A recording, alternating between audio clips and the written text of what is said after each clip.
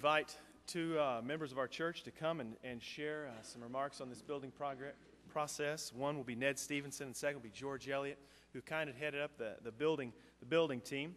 After they share, we're going to see a video presentation from Eddie Heath, a field strategist that our church is very familiar with and has been a very important part of this church's life.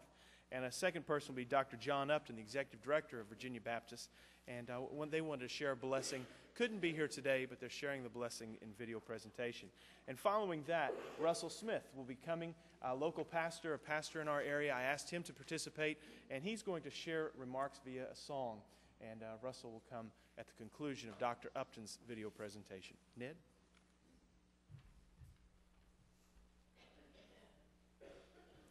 Good morning. This week, David called me and asked me if I could speak this morning, and I said, yes, I'd be happy, and what would you like me to speak about? He said, anything you want to, just not longer than 3 minutes. I brought a couple of two documents from my archives at home, and the first one that I want to share with you is a little book that's entitled Beale Memorial Baptist Church, The First 100 Years, written by Grace Spindle, whom I was pleased to know, as many of you were, and you may have this in your libraries at home as well. But I want to read to you a sentence in this book that Mrs. Spindle wrote when she cited the minutes of this church written in 1878. She wrote, "Soon after the church was organized, 2 deacons, without a dollar in sight to pay the obligation, purchased the old courthouse property, given their individual bond for the amount of the purchase. The deed was made on May 4th, 1878. And thus was the beginnings of Beale Memorial Baptist Church at the other address. You know, these 2 men back in 1878 had great vision and great faith, and their foresight in 1878 really has changed the lives of thousands of children and adults over more than 100 years.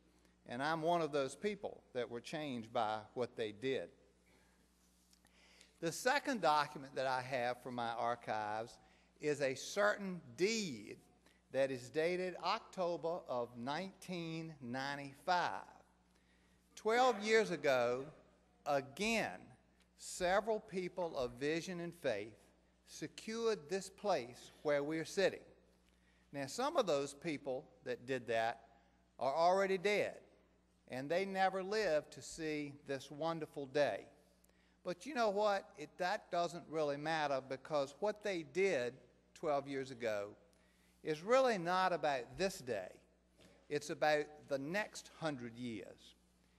The point that I wish to make with you this morning is that the vision that we celebrate today has really only just begun.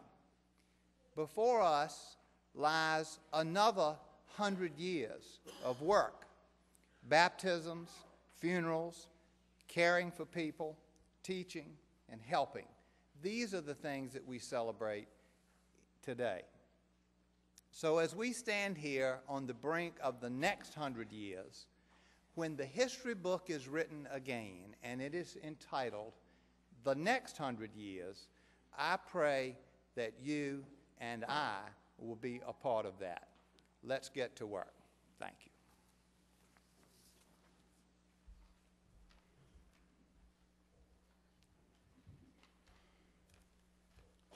Good morning. David also called me and asked me would I speak, and I said no. But I couldn't pass up to try to in some way express the feelings that I have and the joy and the sense of satisfaction that I've gotten out of this project. Was it tough at times? Yes, it was. But it seems that nothing comes easy when you get in your 70s. Thank you for allowing me to be a part of it. It was a labor of love. Nothing I did on this project could have been accomplished without Nancy Larry, Trent Tolliver, Tim McKinley, and Eddie Hammond, and all the many volunteers that stuck with us.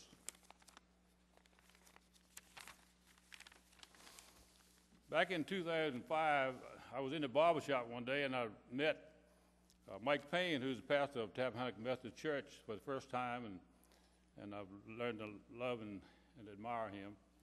And we got on the subject of what else, the building of the project, because we were right in the middle of it. We had just started it.